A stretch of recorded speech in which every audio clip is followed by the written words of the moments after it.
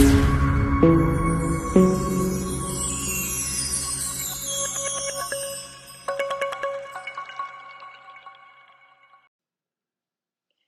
guys, this is Aaron and Simon, and what we're going to be doing is doing like a little. Did you want to say something about just Bitcoin? No, just shout out to Bitcoin. Shout out to Bitcoin. Yeah. We're going to be doing like a little mini masteries series, where you can gain masteries and where you can gain mastery in certain areas of your life in order to basically maximize whatever arbitrage is available there. Today we're going to talk about planting flags, which is essentially diversifying your life in order to maximize and optimize the diversification of your financial portfolio. Yes, indeed. So what we're going to talk about, you have two different flag theories. Mm-hmm. You got the 3 flag theory and the 5 flag theory. Mm-hmm. So the initial flag theory was introduced by an investor named Harry Schultz back in the 60s. And it was expounded upon in the 80s and 90s, I believe, by a man named W.G. Hill.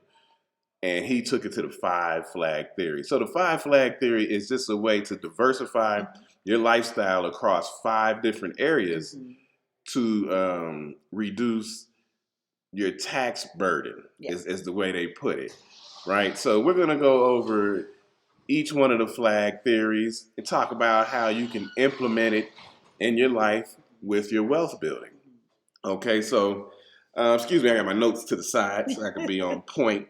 So the first flag, right? Your first flag is your citizenship. Mm-hmm. So do you want to expound upon that? Well, we never want to tell anybody to renounce their citizenship, right? We're saying you should consider other citizenships as well. Mm-hmm. If it's possible for you to get a second passport in a strategic manner, you should absolutely go ahead and do that. We understand that there are a lot of people who are absolutely proud Americans, right? They're very proud of the land that they're in, the land their forefathers come from, the land that their forefathers built on their back. We understand that. But we're saying there's nothing wrong with diversifying that particular portfolio. If you can find what I would call like benefits, I almost want to call them amenities. In other countries, by getting a second passport, you're basically being offered the benefits of citizenship in an additional country. There's nothing wrong with that. Yeah, the United States is one of the few countries, I have to double check this. I thought it was the United States and Eritrea, one of the few countries that has a citizenship-based tax system, right?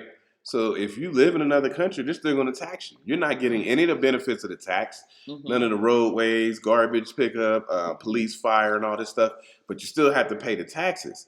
And as you build this wealth and you amass this wealth for your family, you have to find certain ways it's not getting out of paying the taxes, it has to be fair. You cannot be living in another country and still have to pay the same taxes and you haven't stepped foot on United States soil in years. So people are looking to protect their wealth. One thing we talk about on this channel is building wealth, but once you build it, you have to protect it. And that's what these planting flag theories are about. So citizenship, like she said, if you have an opportunity, you can get citizenship by investment. This is why we looked into El Salvador. You can get citizenship, in upcoming maybe by citizenship by staking Bitcoin. And you'll get some tax breaks. Also, why we look and people should look into Puerto Rico.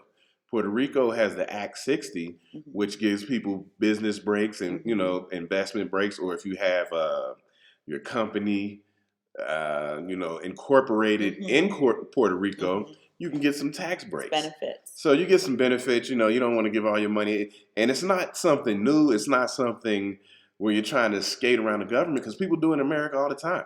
Look at the exodus that you just had out of California to Texas because there's no state income tax. People are paying in California. I guess the wealthier people are paying close to 50%. So you see Elon Musk, Joe Rogan, these people that moved down to Austin. Austin is a one of the Bitcoin hubs in United States. People are trying to get away from paying all this tax, Mm-hmm. all this unnecessary tax. So, that's the first one. So we're gonna go on to the second Oh, flag I just there. want to add Okay, one go more ahead. thing. If citizenship is not possible in these other countries, Hmm. residency programs are Hmm. often very beneficial. It doesn't have the as much red tape as trying to get citizenship because you just have to understand the levels of it, right? But residency is absolutely something else you can consider when going to other countries, Hmm. just so that you can access some of the benefits that can be made available to you. Um, Visiting, right? We do like to go back to basics from time to time. Like your first actionable step should be visit these countries, Hmm. right? We love Mexico. Mexico may not be your cup of tea. You may be like, I ain't really feeling that like that. Yeah. No problem, right? Visit some other countries. Don't let not liking how this country's set up deter you from exploring and discovering other countries and the benefits that they have. For us, I feel like the Caribbean is expensive, Hmm. right? I don't necessarily see the arbitrage in Caribbean countries because they are islands and things that we can find to be a little bit more inexpensive. I think we can do somewhere closer and not be isolated on an island, especially during storms and hurricanes and so on and so forth. So, like, everybody's going to have their different experience, Hmm. but you really want to start traveling outside of the United States to see what works best for you. Who did you tell me? France was their thing. Michael Jordan, you said? Oh yeah, I just read an article the other day. Michael Jordan, he liked Paris. He said it was one of the only Mm-hmm. places in the world that he can go and people didn't bother him. He could just walk around, sit in the park, read a book, drink a cappuccino, and nobody bothered him. So everybody, you have to do your due diligence to see Mm-hmm. what country works for you. Mm-hmm. It's close to 250 countries and territories out here. Mm-hmm. So you just got to do your due diligence, your research, see what works for you. And that's what we would talk about maybe in the past show, self-awareness. Mm-hmm. So take an inventory of yourself, what you need, what your family needs, whoever it may be, Mm-hmm. and then you can find these kind of countries where you can get the arbitrage, the assets and arbitrage, where you get the Mm-hmm. arbitrage that you need. So, I mean, like I said, we're in Mexico. It works for us. It has some of the properties and things that we're looking for. We've been Mm-hmm. to other countries, and not to say we'll stay in Mexico. It's probably more countries to come, Mm-hmm. Yeah. after that. But we have kids, and they like the stability. We need So, a little yeah, stability. yeah. We So got we're it. just here right now. We travel, we check out other places, Mm-hmm. and but and also we're forward thinking Mm-hmm. and saying, oh, we might want to look into this place or that place. So that's the first one, though. Citizenship, looking into maybe getting a second passport, Mm-hmm. so that way you can have some different benefits of another residency. We're not saying renounce your citizenship like she started earlier, because that's a big step. Mm-hmm. There are more and more people renouncing their citizenship, and that's usually you see people who are more wealthy doing that, Mm-hmm. right? Because you'd have to take into consideration the pros and cons of Mm-hmm. renouncing a Mm-hmm. But citizenship. that's not what we're telling you to Yeah, do. no, I no, just want to no. make that clear so I don't get emails about it. No But one's telling you to renounce your no, citizenship. But we are telling you to consider looking into it. Doesn't have to be long term. You don't have to pack up and move your whole household there. We're saying travel to the country. Get an idea on what the arbitrage is for you. The yeah, arbitrage could be as simple as this is just a cheaper lifestyle, yep, which allows me to save more money to invest in Bitcoin, in silver, in gold, whatever it is that your asset interest is in. It could be something where, for instance, they have those great volcano bonds in El Salvador. You may be interested in looking into that, seeing how it can work for you. mm-hmm, He's going to get into that later, but you just want to start doing the research, and it's very important that you do the research, mm-hmm, right? There's nothing wrong with packing your bags, traveling, and taking a look, yeah, but sometimes it can sound simpler than it is, especially if you're going to a country that isn't speaking your native language. So definitely do your research, look into it.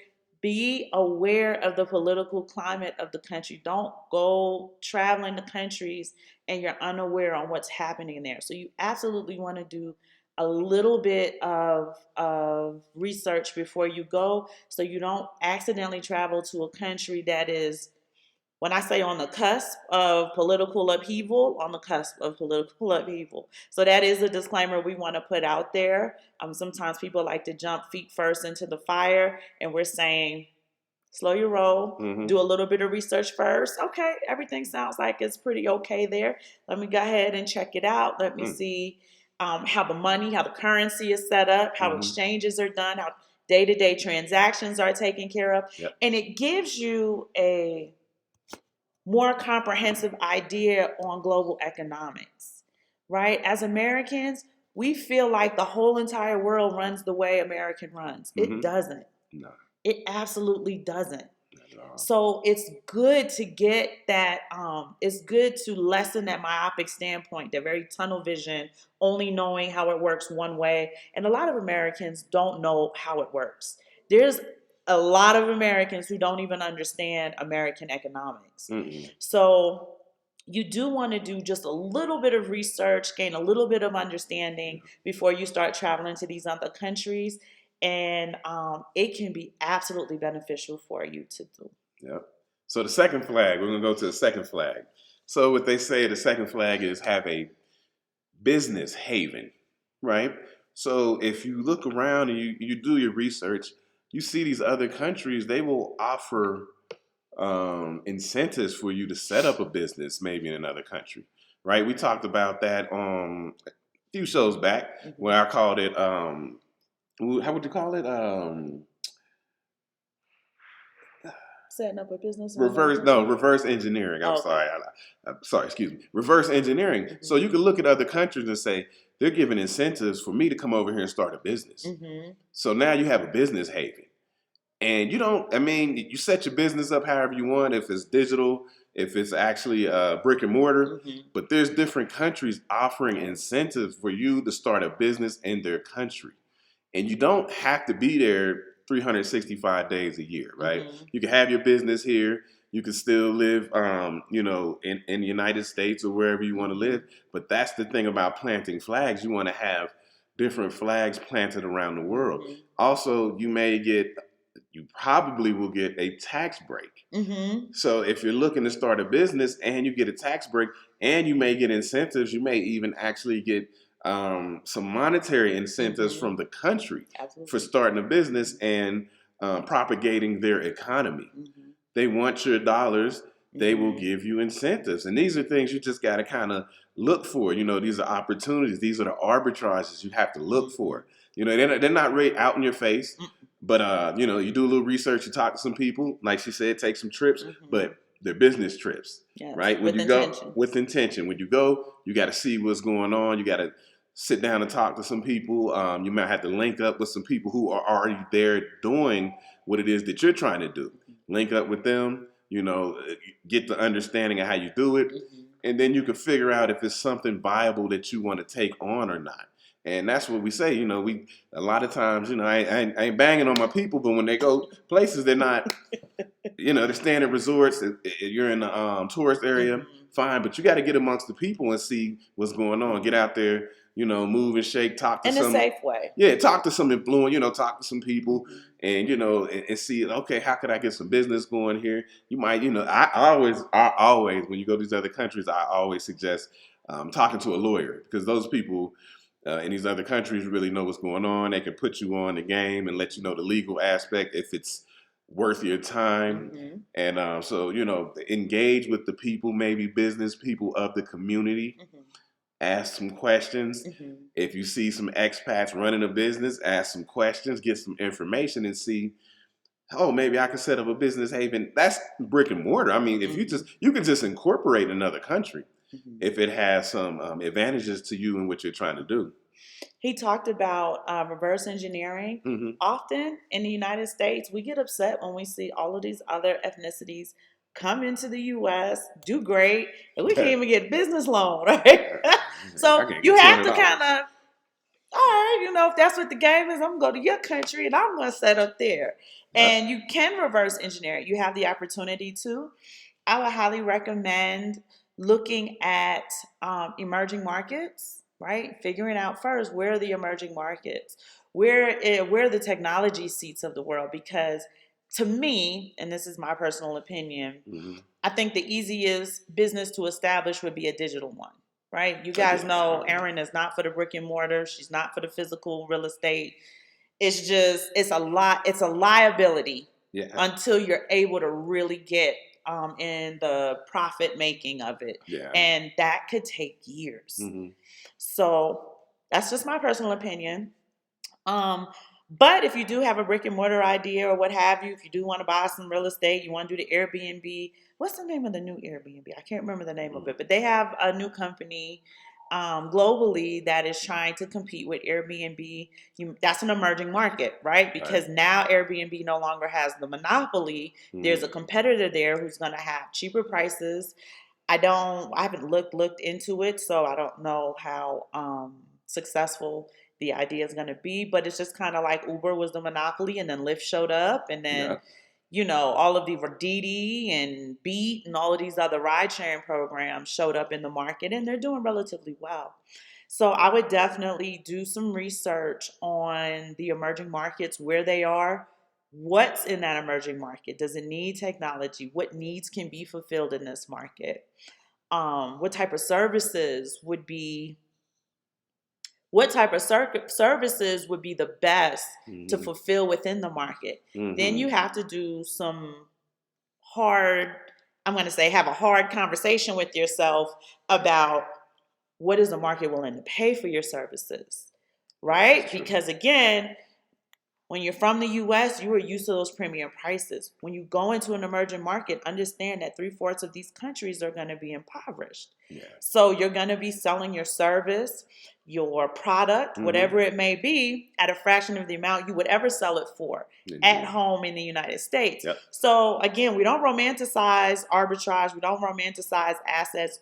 We tell you this could be beneficial for you. It might not be beneficial for you. It is up to you to figure out and determine and discern which one works best in your favor. But the idea of this conversation is to understand that we are now a global market. There are a lot of options, but it does require boots on the ground. It requires research. It requires a lot of thinking, a lot of conversation. It requires networking.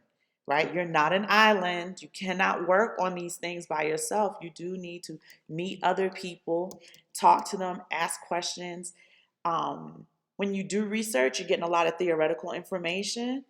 You got to talk to physical people about, now, I read that this happens like this. And they're like, yeah, it's supposed to happen like that. But in this particular city, in this pueblo, in this barrio, in this neighborhood, whatever it is, this is how it really gets down. Right? And you may be like, oh yeah, no, that's a wash. It sounds great theoretically, but nah. It's, I can find an opportunity that's more impactful by doing something else. So we just want to kind of put it out there. You do have to do the research. Right.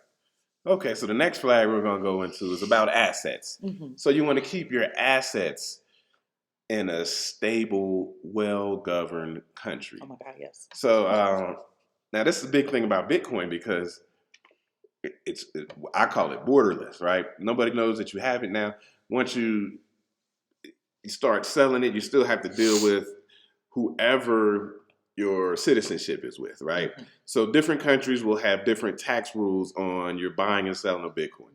Like we've already mentioned, and I'm sure you all know that in the United States, Bitcoin is taxed as property. So if you're buying and selling Bitcoin, if you're selling your Bitcoin for profit, it will be taxed as property, right? So, but people still have different types of assets. We still do physical gold and silver. So we have to have our assets in certain, you don't want to have all your assets in one place because if something happens, we all know about what happened when they started confiscating gold back, was it Woodrow Wilson? Confiscating gold. And, it wasn't like they're coming in your house and taking it, but they might as well have. It's to say, come on and sell us your gold. Come on, bring it down here. Yeah, and we're going to give you this amount of fiat currency for it, right? So you could build up a war chest of assets like physical gold or silver. But then if a government starts to say, hey, you're not allowed to have it, we're going to confiscate it, Now you got to turn it in. So you have to be strategic about where you keep your physical assets. If you have, whether you have physical asset as property, physical gold and silver. You know, a lot of people where a lot of people keep their gold in Britain, somewhere sometimes Switzerland. I'm sorry, Switzerland, overseas. You know, because they just they don't know what the government may do, and you want to have it in a certain place. A lot of people who are cash heavy, that's what offshore bank accounts was about. They were cash heavy and they weren't comfortable keeping their cash in a U.S. bank, so they found offshore accounts. We have a couple offshore accounts. We're not cash heavy, but we understand the strategy of keeping cash and having some. So we keep an offshore account just in case, you know, and that's one of the things. Whatever your assets may be, you might have to find a country with a stable government.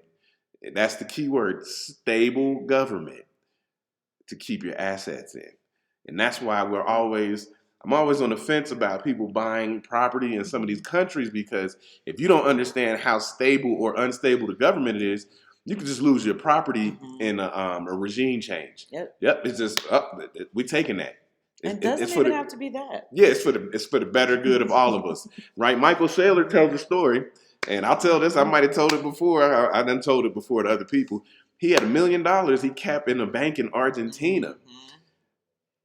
Without notice, they locked up his money, devalued the Argentine peso by almost 90%, and then said for the better good of the people, and then released his money. So his $1 million went to $100,000, right? So not the stable government maybe that he thought it was. He's a smart man. I'm sure he did his research, but still, it wasn't the stable government. So you got to be careful with some of this stuff, right? Because if you put your money, like they have programs and stuff, like in the country of Georgia and Eastern Europe, Armenia, places like that, they'll give you high percentages on your U.S. dollar. But you would have to know how stable the government is, because they could just do that same thing they did to Michael Saylor. Lock your money up. It's for the betterment of the country, and then give you back nothing. Basically, yeah. a fraction of what you put in. A fraction of what you put in. So that's why research is key. You got to get on there and talk to people. You got to do your due diligence. That's why I say get involved with lawyers. You typically in other countries, lawyers aren't as expensive as the United States, so it's easier to have a lawyer, somebody you can really talk to all the time. And it's worth the consultation. Yeah, it's worth it. Yep. The other thing I want to say too is, I want you guys, if you're going to be doing discovery in other countries, I want you to go in saying this is going to be different than the United States. Often you'll have people who come to other countries thinking that their banks are FDIC insured.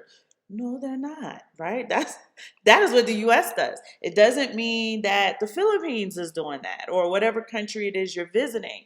So you really want to go into any foreign situation with the assumption it is not set up like the United States, and then learn it fresh. Learn it fresh. How does the bank work here? Like, for instance, here in Mexico, the tellers, if you have a bank account, no, I'll be honest. If you have a bank account here, you put money in it, them tellers can go in there, take your money out, and probably not even get fired from their job.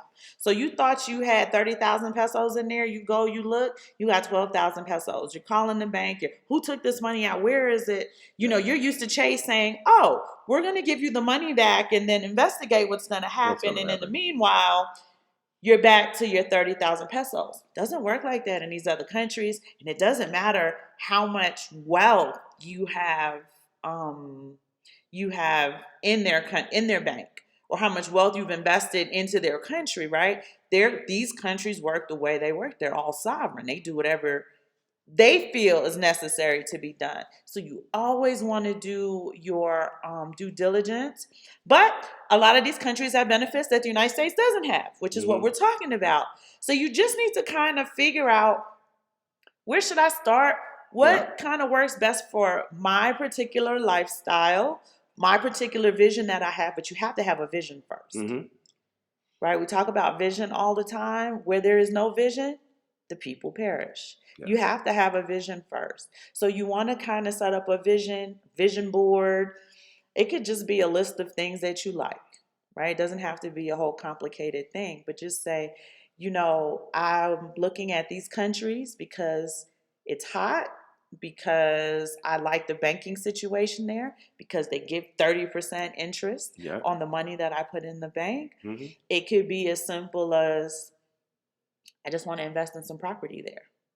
It could be as simple as I just like those type of women. Oh my For all my single God. brothers out there, shout out to So yeah, you got to go where you're, because the flag theory is Hmm. made more popular recently Hmm. by Nomad Capitalist. I don't know if Hmm. you guys are familiar with him, Andrew Henderson, Hmm. but the tagline is "Go where you're treated best," Hmm. and that could be personally how people actually treat you as a Hmm. person, but how the country treats your wealth. Hmm.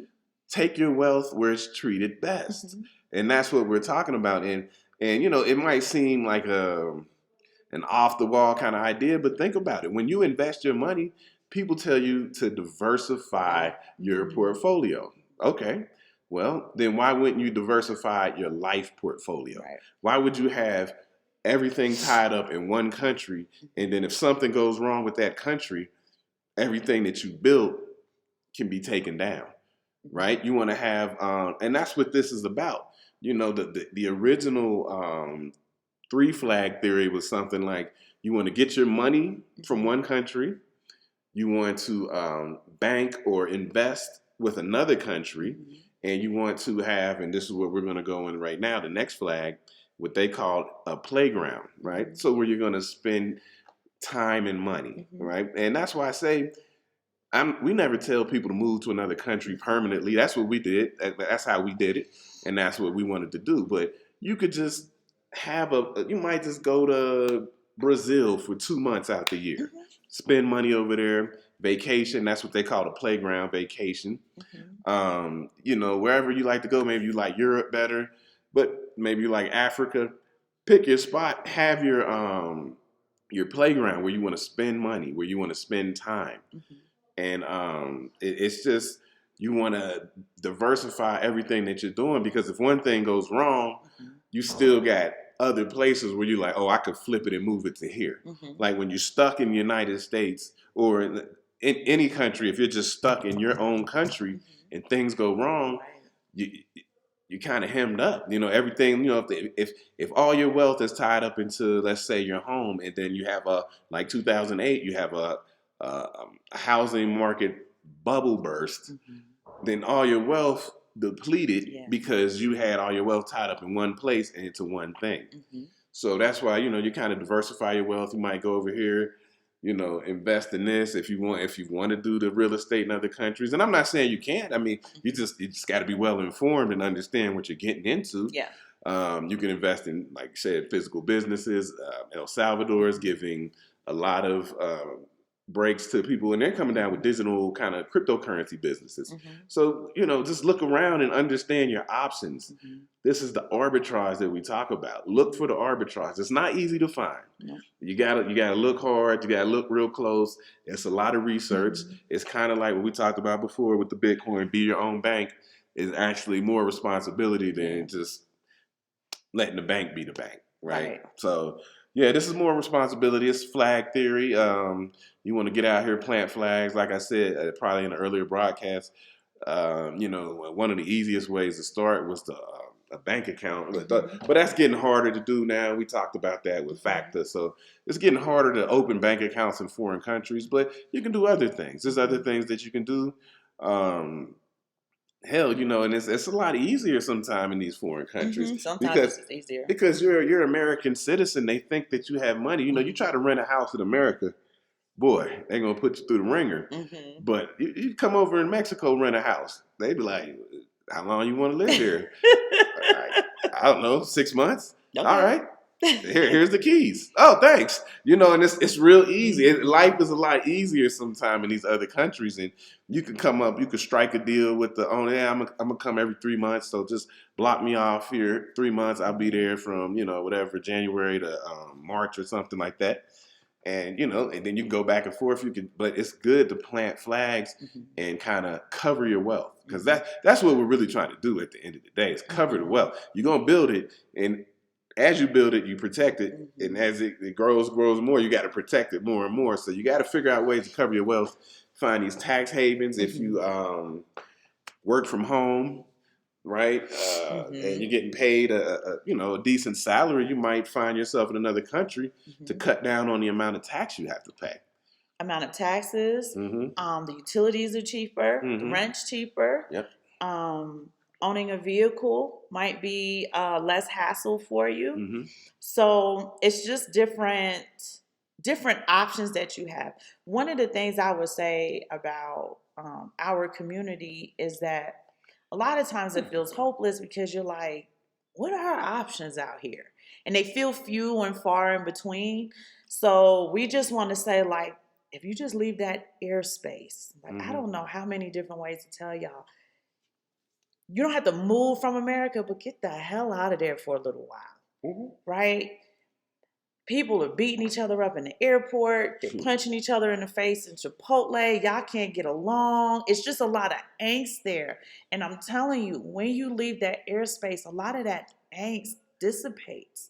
You can think, you can focus, you can meditate, you can have productive conversation with other people, right? Things just feel a little bit more productive. Again, I'm not telling you to uproot your whole household or anything like that, but you need a break from it.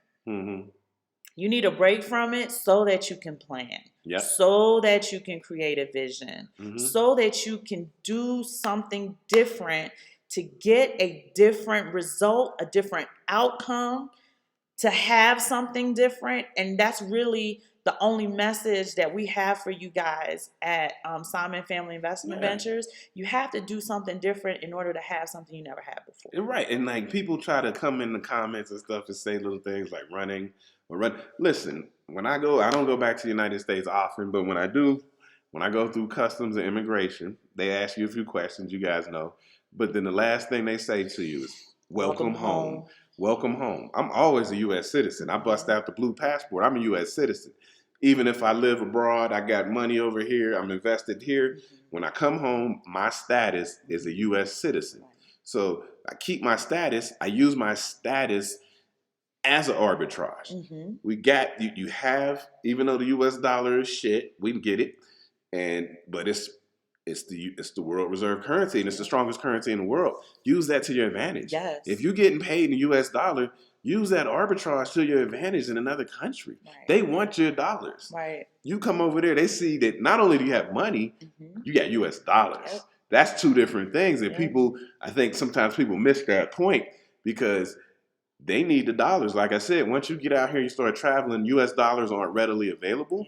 So if you have U.S. dollars, people are like, oh, okay, we can mess with you. You get your money through the United States. Oh, yeah, you're a preferred customer and all this. So you get that VIP treatment. Yes, you use it to your advantage.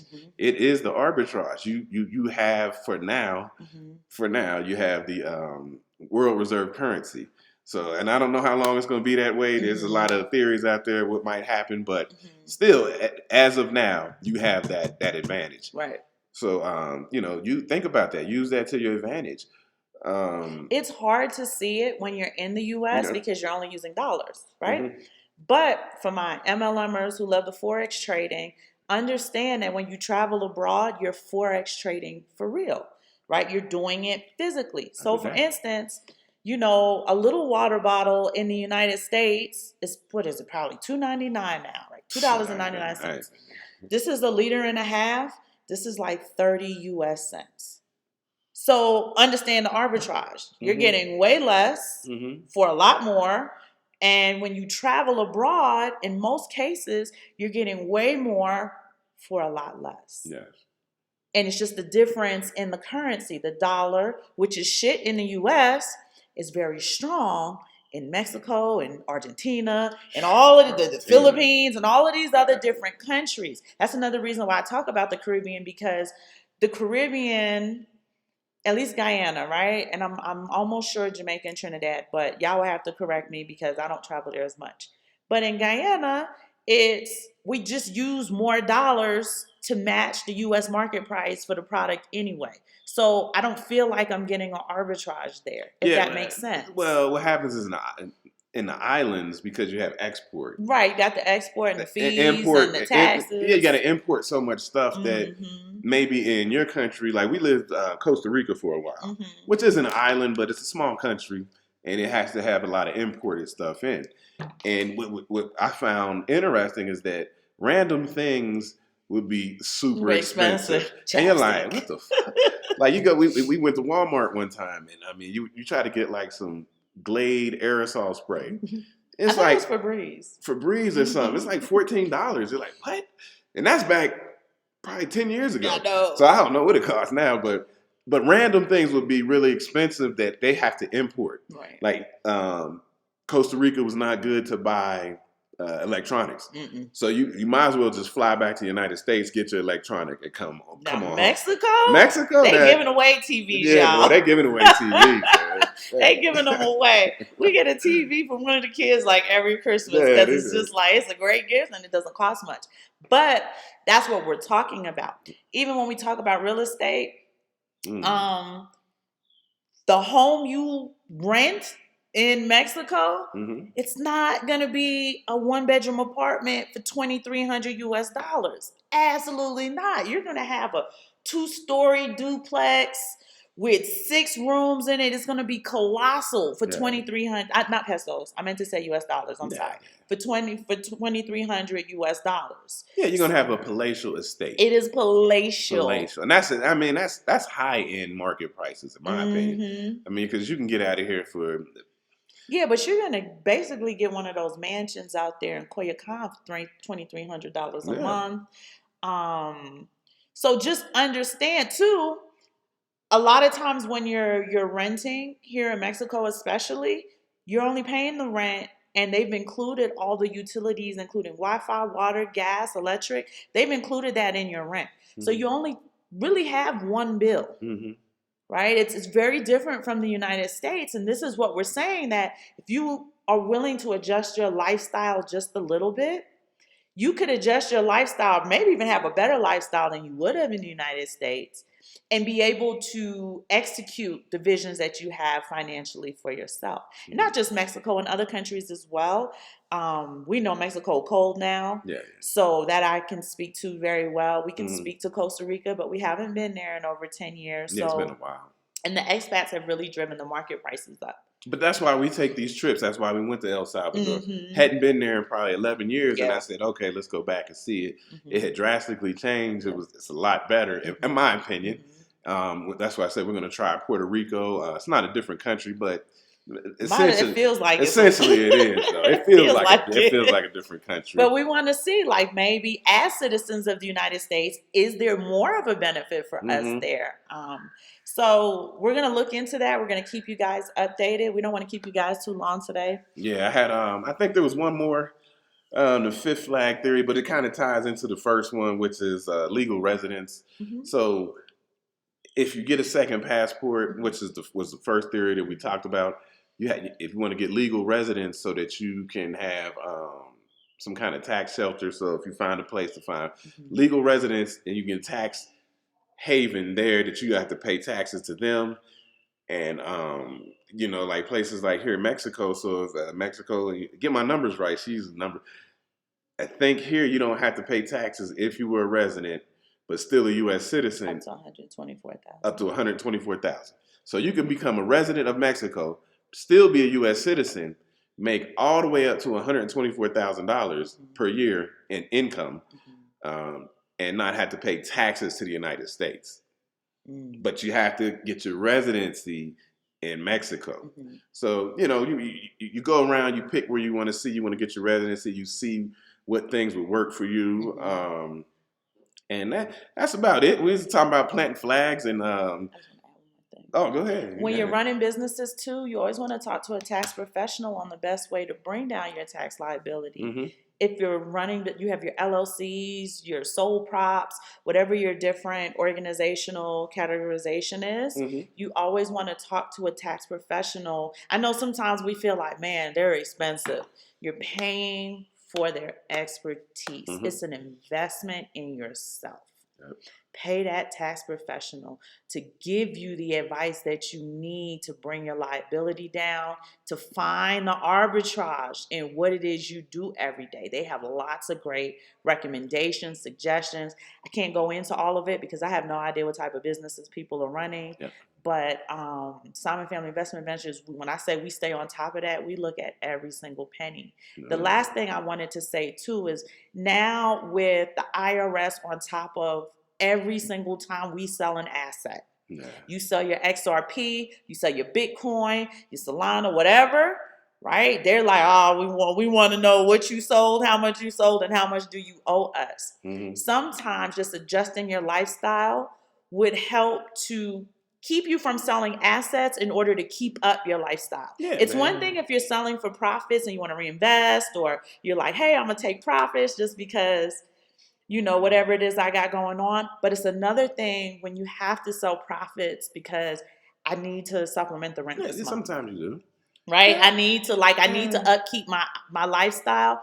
Sometimes adjusting it can help to bring down having to sell as often, which will help bring down your tax liability. And like she said, let's shout out to our good brother, King Bless, who said the government are the biggest pocket watchers. I don't want to belabor the point on pocket watchers, but the government, huge pocket watchers, especially now with crypto. They haven't figured out how to regulate it and be on top of every aspect of it. So they're pocket watching. Right. And so we're just showing you different ways where you can, get rid of some of the tax burden and all this stuff.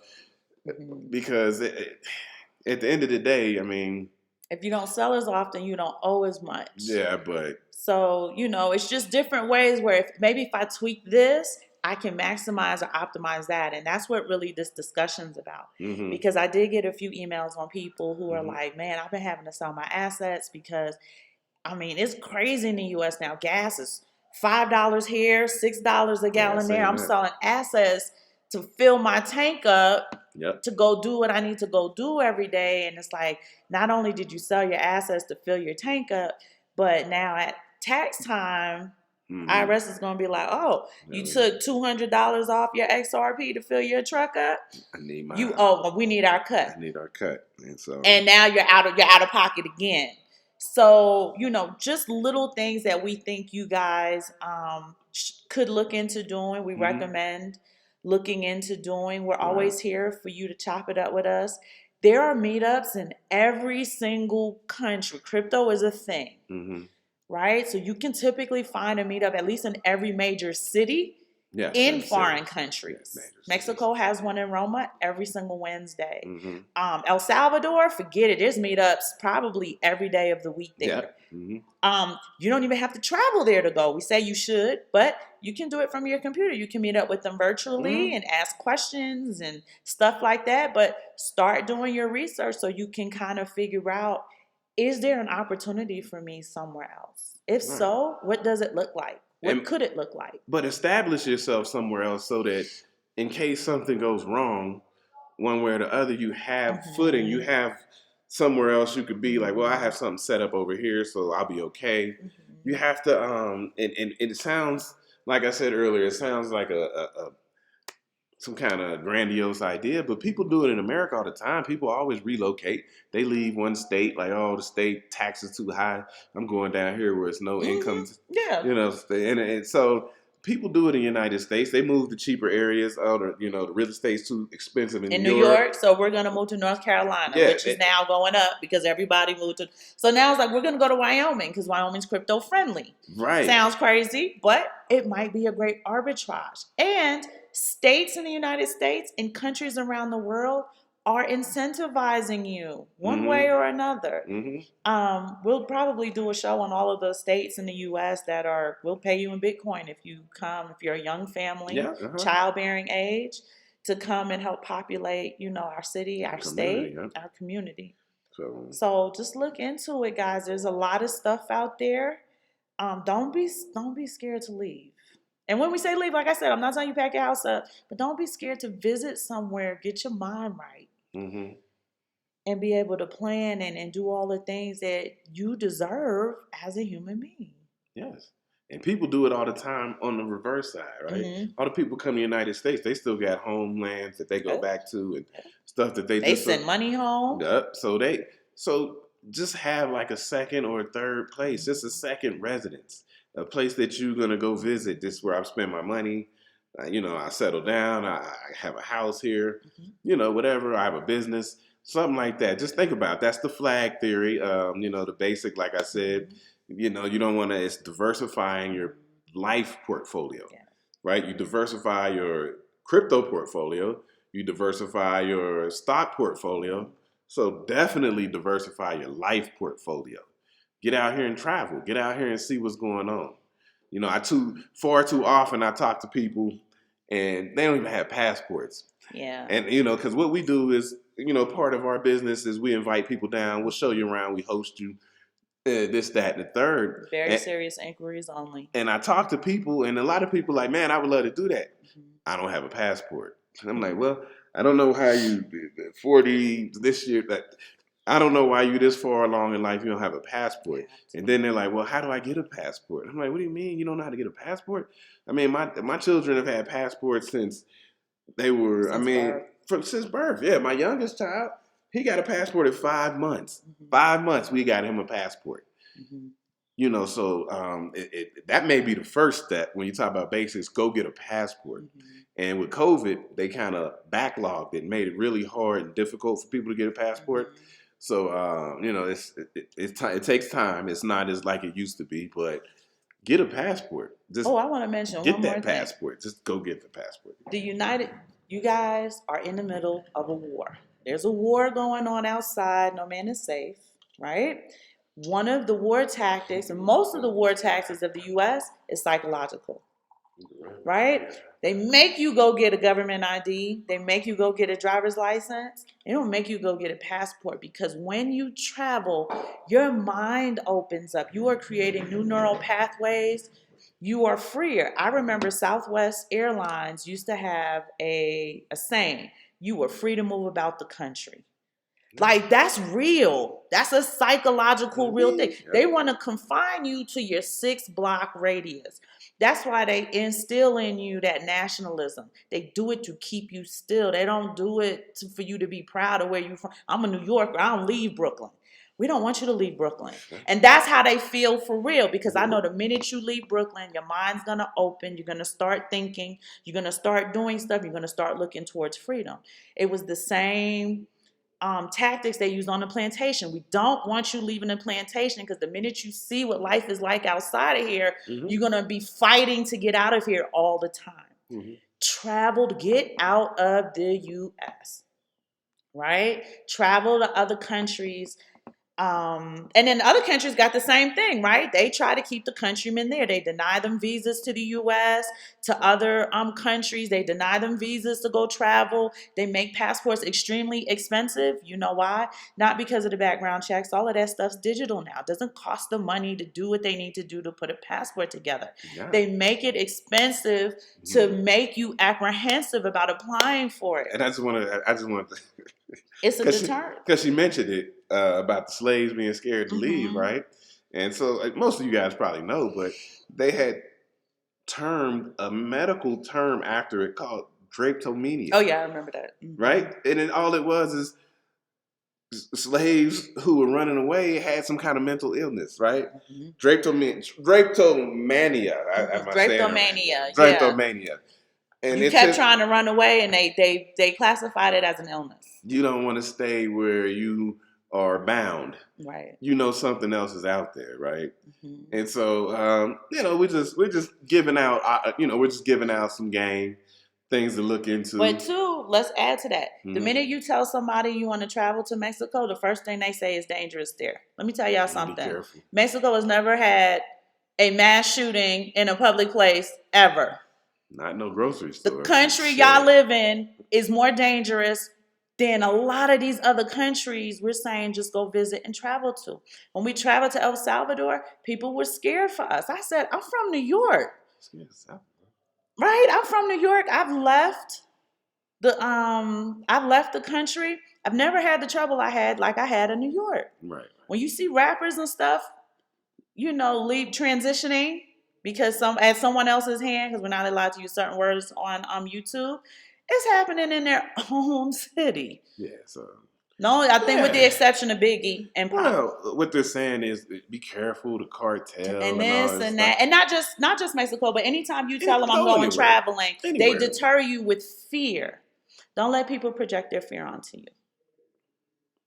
Okay? You're going to have, it's more probable for you to have trouble in the city that you live in than it is for you to have trouble abroad. But when you travel abroad, you need to be more cautious. You need to be more aware. Yeah. Right? When we're talking about meetups, these are group settings where they're happening during the day, right? We never suggest doing stuff at night. We never suggest going off with strangers.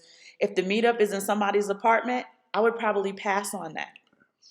Right? Meetups typically happen in very public places, typically restaurants or public venues where food is served. So we always tell you guys, don't get on Facebook and Instagram groups and saying, hey, I'm traveling by myself to the city. I want to see who wants to hang out, have drinks, have dinner. Don't do that. That's dangerous. Right? We never suggest those things. But we do suggest getting in groups and saying, hey, where's the crypto meetup? Where's the investment meetup? Where are the financial group meetups? We do suggest that. You can talk to them online. Be careful because, you got your snake oil salesmen, especially when you're talking dollars and cents.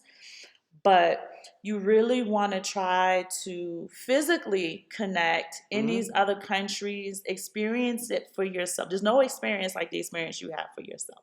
Right. And that's all that we're really saying. There is a lot of options. There's a lot of insightful, meaningful, revelatory things that happen outside of your home. Right? And it doesn't have to be the United States. If you guys were in London, we'd be telling you, get out of London, go see something different. Right. Do something different to have something you've never had. Break these generational curses. Right? You be the wealth builder in the family. You start. You say, I'm going to be the millionaire because nobody created it for me, so I'm going to create it for mine. But you have to do something different in order to have something you never had. You can't keep doing the same thing every single day and then frustrated by the lack of results and outcomes. Well, I mean, by definition, they call that insanity. Do the same thing with no different results. That's right. I mean, meet different people, have different conversations. Scrub your timelines. Y'all, I have to scrub my timeline. So scrub your timeline. Scrub all those videos that come in. Right? Add to your watch list emerging markets, countries that are really into crypto, countries that are really into whatever asset you're into. Don't even have to be crypto. Right. Whatever it is you're into, just read 3 articles every day about the countries that you are looking into. Right? And I don't want to dissuade anybody from the Caribbean. That might be your cup of tea. I'm from the Caribbean. I just feel like there's more of an arbitrage in other places because we have a very specific blueprint and plan that we're working from. That's it. We went long anyway, we y'all. went long again. I'm sorry. But we love y'all so much. Y'all don't even know we love y'all. Yeah, those are 5 flags. Please do me a favor. Give me some feedback, some shows you might want to hear about, some things, even if you got some pushback on some of our points. And we like the feedback. Give us something. Let us know something. Right? So we if know you where to don't go like with it. something, we welcome your feedback. I don't ever want anybody to feel like they can't write us. I got a lot of emails from the last show. Right. So I appreciate y'all ladies, right? You ain't going to hear that from me anymore. We're going to keep it pushing. But do understand that it is a very integral part of asset building. Yep. But if you don't want to hear about it, that's fine. We're just going to keep it pushing. So keep sending us the feedback. We appreciate y'all. We love y'all.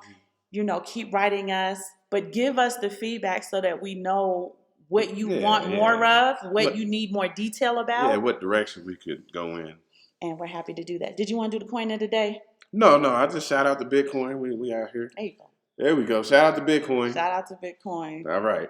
That was too much an ounce, but bye, y'all.